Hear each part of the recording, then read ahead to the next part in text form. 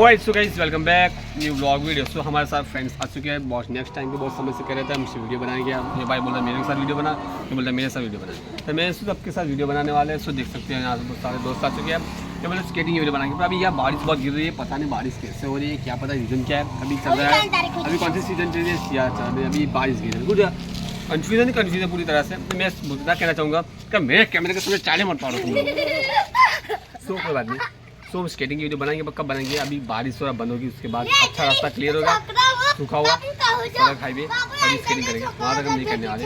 तो दोस्त बोले वीडियो बना, हम तो वीडियो वैसे डालने वाला यूट्यूब पे डालू लिया, तो वीडियो अपलोड करने वाला हूँ। देख सकते दोस्तों के लिए हमारे चैनल को लाइक एंड सब्सक्राइब बनता है, लाइक सब्सक्राइब कर देना और 5 लोगों को शेयर कर देना। नकन 5 लोगों को नकन तेरी मां मर जाएगी। वाले आके मारना